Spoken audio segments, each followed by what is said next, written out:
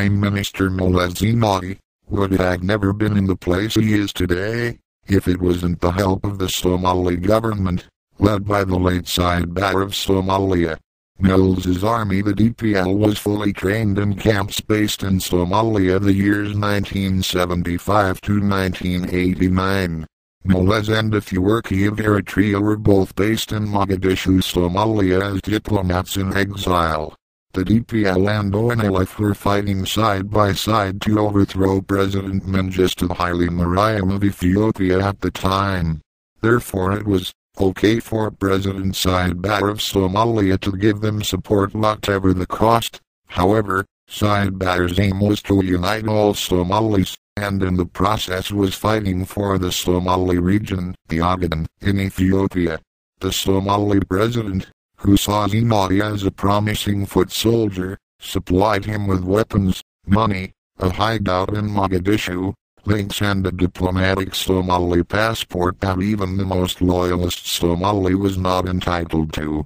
In some of his anti-Ethiopian sermons that he used to preach before he came to power, Mills openly declared that colonial Ethiopia occupied and exploited not only Eritrea but also Somali territories including the Ogaden region.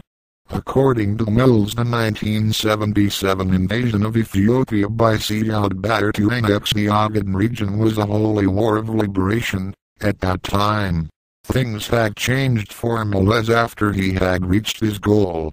It seems he forgot all the good things that Somalia had done for his cause. However, after President Mengistu fled, and all the fighters reached Ethiopia's capital, they were all summoned in a conference held by the United Kingdom.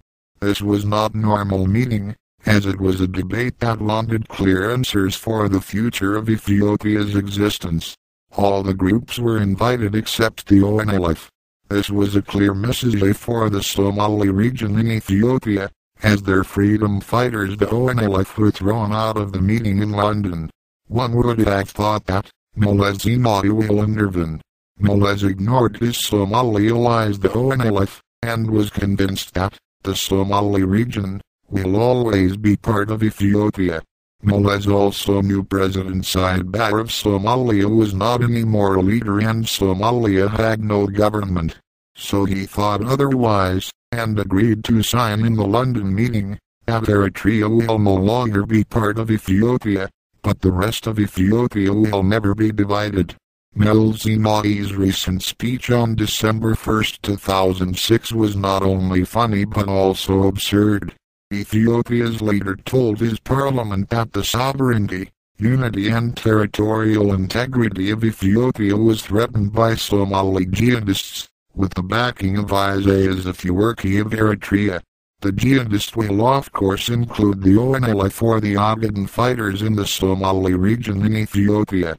Mills said he is ready to defend Ethiopia at any cost.